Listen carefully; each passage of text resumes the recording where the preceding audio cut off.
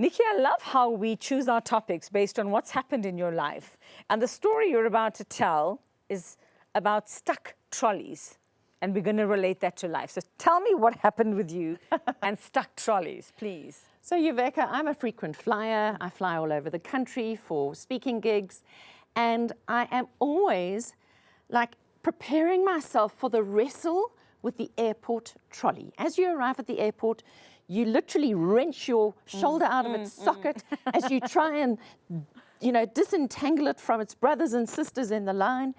And every time I go to the airport, there's that bit of almost like irritation, frustration, and apprehension that I've actually got to put myself through this every single time. So you can imagine my surprise when I arrived at King Shaka Airport a couple of months ago.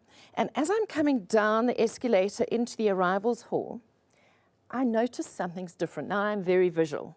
So I'm looking at the trolleys that are waiting for us, and I'm going, those aren't spaced. They're not stuck together. Yeah. There's about so much between each trolley. I wonder what's happening here. And of course, I walked up to the trolleys, and you could literally even take the end and pull it like this, or you could take the handle and pull it like that, and they just parted. And you didn't have to end up doing that thing where you've got to like you look like you're digging the trolley. So I looked at this and I thought, now somebody has thought about this. Somebody's given, because every trolley was packed, apart. After all these years, somebody realized there's a way to make this easier. I wonder who. Yeah. Anyway, so I grabbed my trolley and I write this blog about it, which went viral. But I said at the end of the blog, I wonder if this is a once-off, or if next time I visit King Shaka, it's going to be the same. Watch this space. So 3 weeks later, I duly arrive at the same airport. With bated breath, I come down the escalators into the arrivals hall, and I see they are still in this new formation. And not only that, there are no lazy airport employees just sitting there watching you yank your trolleys.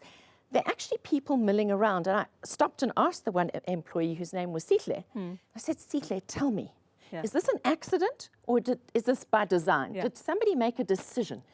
He said, no, we decided. I said, who decided? He said, all the staff and the management got together and we decided we were discussing what we could do to make airport travelers' experience easier. And we came up with this idea. And I said, well, thank you. Well, I hope that they can conference with all the other airports around the country and the world, because that will be great. They should do that. I have tried to do that on Facebook, tagging the airport's company, but they haven't done it in Joburg. Well, let's see if they get the hint. Well, maybe after this they will so. How did that translate into life lessons for you? Because you've now taken this further and we talk about life lessons and stuck trolleys. What would be our stuck trolleys as people?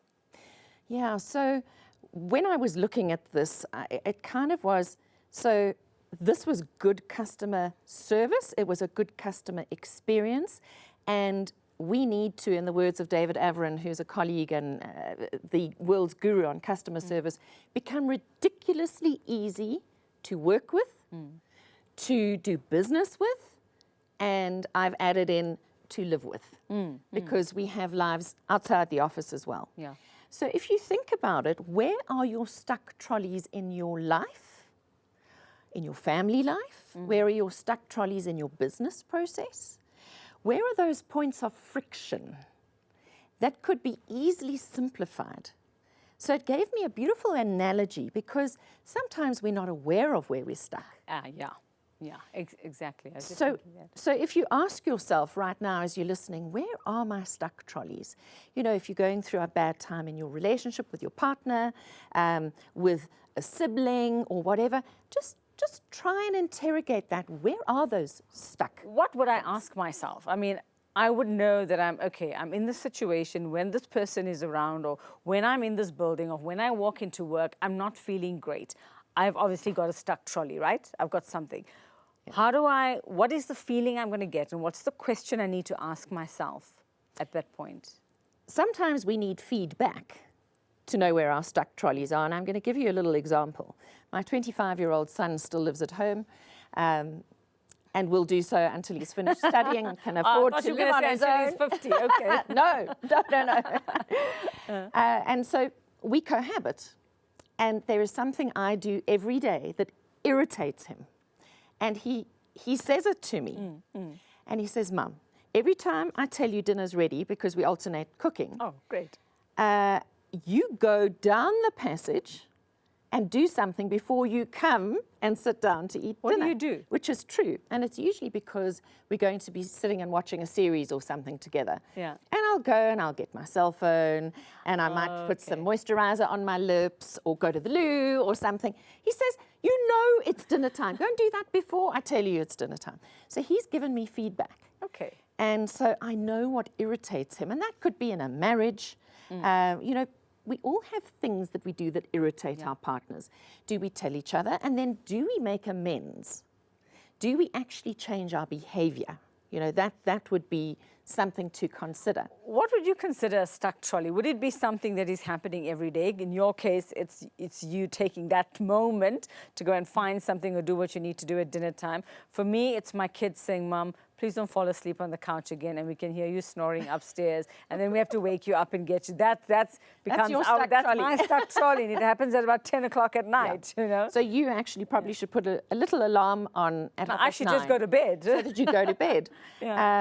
Because then you will get a better night's sleep and they will have a better experience of you. So ask yourself, where are my stuck trolleys? Ask yourself, where are the points of friction in the process? Whether it is, for example, you could take parking in this business block. You know, where's the friction in the process? Is it sitting at security? Are there not enough parking bays? Yeah. Do we need to create more? So it's things like that where we need to interrogate what's the flow. So we need to move from friction into flow and then ask yourself, what could I simplify? What if it's somebody else who's causing my stuck trolley? Like you say, like it might be difficult finding parking when you get to work. You know, if you're a minute after 9 o'clock, I've experienced that. And then you park somewhere you're not supposed to park. Or in your office, in your work life, somebody else is your stuck trolley. They are holding you back. They've got you stuck.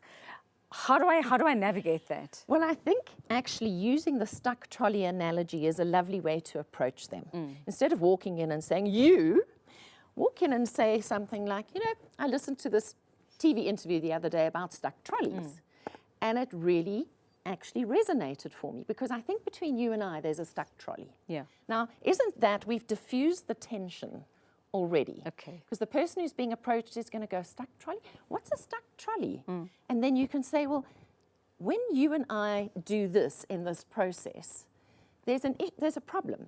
There's a stuck trolley. There's some friction. Yeah. And I think we can actually sort it out because what if we did this? So come up once again with a solution as opposed to just blaming somebody else. It's really easy to name, blame and shame other people for where we're stuck in our lives. And actually, we can all take action to solve the problem by taking accountability and responsibility for our role in the stuckness. And you know what I found, Nikki, often, I mean, just chatting to my friends who work in other businesses, even my colleagues here, is that they go, but if I say something, nothing's going to happen anyway. Nothing's going to change. How do you make sure then that you start spacing those trolleys out like they did and keep it that way? How do you make sure that some action is taken? Because the attitude most people have is, I know even if I say something, nothing's going to change, nothing's going to happen. So I think when it comes to accountability, and it's the same in sales, by the way, if you go to somebody about a stuck trolley, finish off the conversation by saying, why don't we meet again next week, same time, and give each other feedback on whether the friction has been diffused or not. So we now have a deadline to work towards. We've got to make change within the next 7 days. It would be, it'll be the same in a home, in a family, where you can give your child a deadline.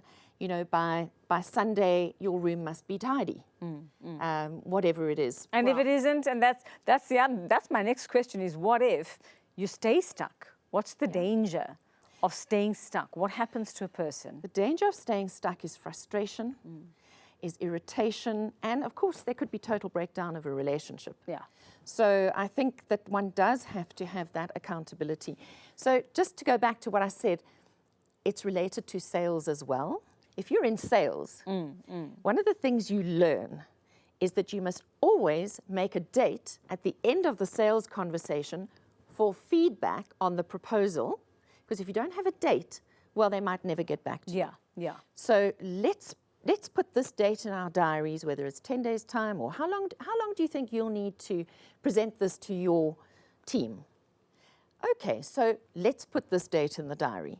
It's the same with feedback around friction and stuck trolleys. If we don't keep the conversation going, we won't be able to see the progress, report on the progress, and our relationship might break down. So then you have to weigh up the benefits of keeping the conversation going versus the bad side of this relationship falling apart or the process falling apart. And to take your example and your experience, you don't have to wait for somebody else to have the conversation about how we're going to make this easier for travelers.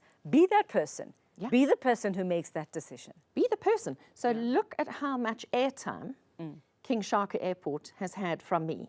60,000 impressions, 69,000 impressions on one post, Wow. and 40,000 impressions on another. Yeah. The airport's company, King Shaka Airport International, praising them, the people's interest, the level of interest in the fact that this is something that impacts on a lot of people. But I'm talking up a storm about King Shaka Airport because the employees and the management have come together, solved a problem that is making everybody's lives so much easier. And isn't that what we want for everyone?